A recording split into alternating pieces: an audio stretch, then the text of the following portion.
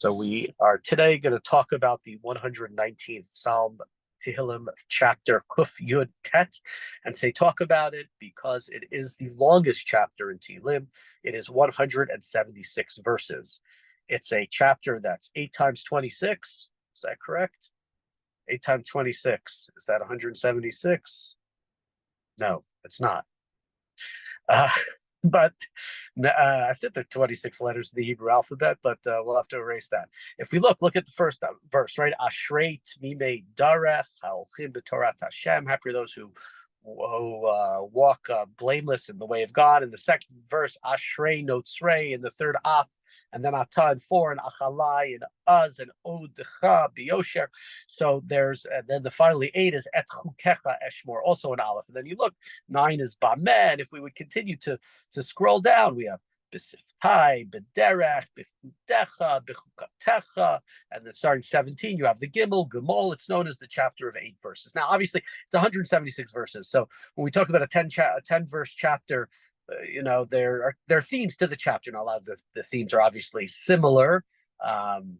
Revenge, God answer me, thank you for answering me, with a little here, a personal, a communal, a public, the story of the Jewish people, etc., etc. And obviously here there are many things that are come in together, the punishment and challenges. A lot of this psalm is about learning, education, about Torah. Like if you look here at verse 18, Gal Einai V'Abita Niflaot Mitoratech, open my eyes that I may perceive the wonders of your teaching. Does Torah Techa mean God's teaching? Is it reference to the 5 books of Moses? It's not clear that it's a reference to the 5 books of Moses. There are a number of different words that are used as seeming synonyms for, or other words that mean similar thing to Torah in this chapter, like in 23, Yasiach Bechukecha, your servant studies your laws. So there are a lot of sort of aspects of that. Much deeper in the chapter, I believe it's verse 121, if I am correct, but we'll see. No, well, it's going to be earlier than that. Okay, sorry, verse number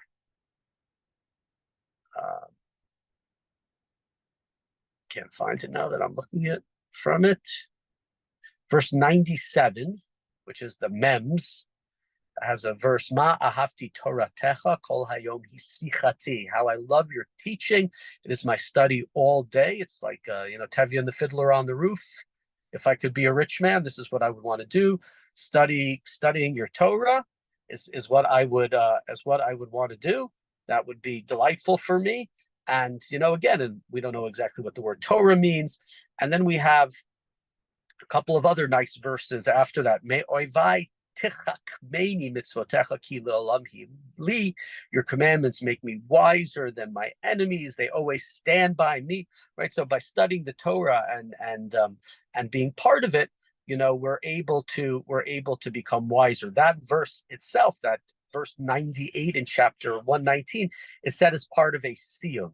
Is set as part of when we complete a Masechta of Shas or perhaps other Jewish books. Maybe we finish all of the Nevi'im. So we say a Hadron. We say this finishing, and I will return to these beautiful books. And this is one of the things that's said because there's some comparisons there.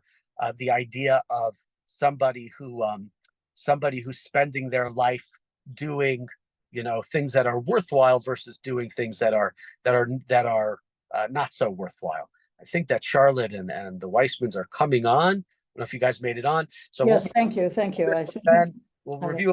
Ben, I didn't know if you guys were expecting me, and sorry about the last second notice. I'm here in San Diego, and with 2 of my kids for Rosh Hashanah. So now that we bought about $600 worth of food for the next 5 days, which I don't think is obscene food prices.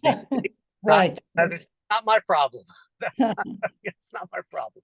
We did go to the fancy place to get some fancy stuff, but so Psalm 119 is the longest chapter in Tehillim. It's 176 verses. It's the psalm that there are 8 of every letter. So there are 8 aleph and 8 bets and 8 gimels and 8 dalets. We're talking with Ben now about 90. We were in 97, 98, 99, just sort of talking about it. A lot of it is about learning and study. So verse 97, Mafti Torah Techa Kol Hayom Sichati is one of the more famous verses. Songs have been made out of it. How I love your teaching. It's my study all day. As I said moments ago, it's like Tevya. You know, if I were a rich man, this is what I'd want to do, study Torah all day. In verse 98, those who study Torah, their commandments make me wiser than my enemies. They stand by me. We say it as part of a siyum. I'm not wasting my life. And then in verse 99, Mikol Milamdai Hiskalti ki edotecha sichili. I've gained more insight than all of my teachers, for your decrees are my study. And based upon this verse has a fairly well-known piece of Gemara, if I am correct, that there are those who say, based upon this verse, that Ezu Chacham Halomed Mikol Adam, who is the wise man, somebody who learns from everybody. That's how you become a wise man. It's also it's also sort of cited in remarks too that I learn from everybody. I learn from my students more than anybody else. Is one of the way that verse is it's the one of the rabbis in Talmud, I think in Masechet Makot, he says, Mikom Lamdai Iskalti, I learned from everybody, and I learned from my teachers, but he says, Mi Talmidai, from my students, Yoter Mikulam, I learned more from them than from anybody else. And so there's a lot in this really about study, about learning is a major piece of that. Even if you look at 104 there, Mi pikudecha et bonein, I ponder your precepts, and so there's a lot of learning, a lot of study, and we wouldn't be surprising that then it's the longest of the chapters in Tehillim. We know, of course, many people spend all of their time studying Torah, and don't finish everything. There's so many books, so many Jewish books in the library that it just goes on forever. If you look, just one more verse, because we're right before Rosh Hashanah. If you look at verse 122, so verse 122 is one of the verses that we have in Slichot, and around this time, Arov Avdecha Latov Al Ya'ashkuni Zaydin, guarantee your servants' well-being. Do not let the arrogant wrong me. This is something I'm forgetting exactly where we say it, but we say it over the high holidays, and we'll remember it either tonight or tomorrow, or certainly by Rovav Dechalatov Yal Yashkuni Zaydin. I don't remember where it is. Maybe it's in advance of the blasting of the shofar. I think that is one of the verses that we say here. So this is really a lengthy chapter. Let me point out one other verse. There's so many.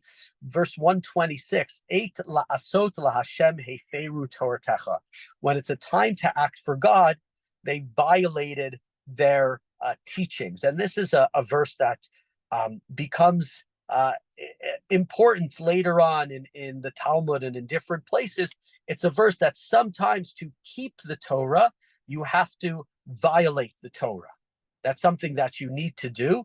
One of the main place sort of in Tanakh where we see it is in the story of Eliyahu Hanavi. Eliyahu Hanavi lives when there's a time of the Beit HaMikdash, and according to our understanding of Jewish law, you cannot offer sacrifices while there's a Beit HaMikdash outside the Beit HaMikdash. But Eliyahu brings the Nevi'ei Habal, the false prophets, to Hara Carmel and has the showdown with him, and has a fire come down from heaven in a sacrificial way, praying to God. And it's seen as sort of a slight violation of Jewish law. Now, I don't think Eliyahu was concerned about that, and he had bigger fish to fry. But it's understood that at times there are things that you need to do, even if it, quote unquote, goes against technical law. You could look at this as well in terms of the writing of the Mishnah. It was an oral Torah, but there are times where you have to understand that you have to perhaps go against a law in the Torah for the sake of the greater good. Now, as you can imagine, this is a very scary sort of precept because, of course, you can quote it for anything. I have to do X because, of this reason. I have to do Y. So the rabbis are concerned about this. And while I'm not a historian of the Kabbalah, the we know that Kabbalah was restricted. Today they say to people, Jewish mysticism, who were 40. In the earlier periods, it was 20. What's the reason for it? Part of the reason is this sort of idea. This idea, which is, I wouldn't say prominent, but more well known in the Kabbalah, right? Because you are not just looking at the world, you're looking deeper, you're a mystic, there's something behind the rational world, there's something behind it, there's something deeper. And the idea that came out from certain people who were Kabbalistic scholars and others, and people who went from it, this idea of, oh, for the sake of bringing the Messiah, for the sake of the greater good of God and bringing God's elevation to the world, I might have to do X or Z or Y that was learned. So it's one thing when Eliyahu makes another decision, but when you start to say, for the sake of the Jewish world, for the sake of the Jewish community, for the sake of God, I have to violate this thing or the other thing, obviously it becomes a very controversial verse as to how to apply it, and it doesn't seem like a verse that is therefore is sort of supposed to be stated. So it's as I said, it's the longest chapter, and there are lots and lots of themes in it. And one of them, as I mentioned, one of them that comes up a lot of it is really the idea of learning, of study, of using that to come closer to God. One of the last verses, 160, also, I believe, from before we blast the shofar, Rosh Devarcha Emet U'La'olam Kol Mishpat Tzidkecha, truth is the essence of your word. Your just rules are eternal. I believe we'll say that as well of the next couple of days before we end. And let me just one last verse, as opposed to over and over again, him loving Torah and learning and study and the truth that it holds and trying to become close to God and becoming a moral and a better person. 163, Sheker Saneti Va'ata Eva, I hate and I abhor falsehood. Toratcha Ahavti, I love your teaching. So it should be a year. We of course are coming up to a new year. Scary time, without a doubt.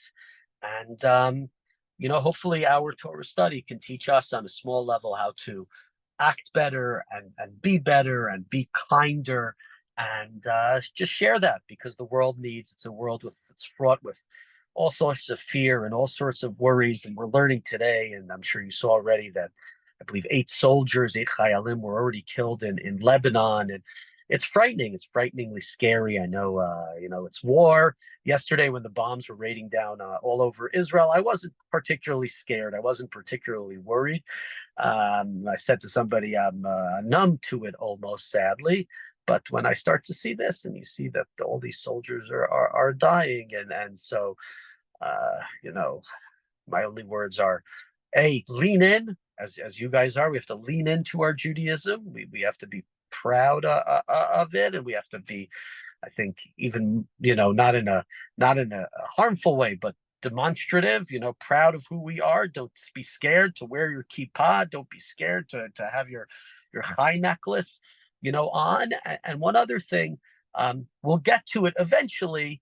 We'll get to the book of Nehemiah, and where Ezra and Nehemiah read the Torah publicly. Ezra reads the Torah publicly, the Jewish people on Rosh Hashanah, the early parts of the Second Temple period, and the Jews are not very observant then, and are very, very ignorant of Jewish life. And Ezra reads the Torah to them, and they all start crying and crying. And I don't remember off the top of my head if it's Ezra or Nehemiah who says to the people, stop crying. Today is Rosh Hashanah. Today is a joyous day. Go home, eat and drink and be merry. Because right, we're going to bring power to God through your sort of ivduat Hashem b'simcha, by serving God joyously. And it's a difficult time. It really, really is. You don't need me to tell you that. You guys know that. But we need to try to keep smiles on our faces. We need to try to enjoy these holidays, not to allow it to get us down. It doesn't mean no introspection, but it's really a time to keep that. Let me mention, one other thing. I don't think I'm going to post this recording at all, which is I'm going to be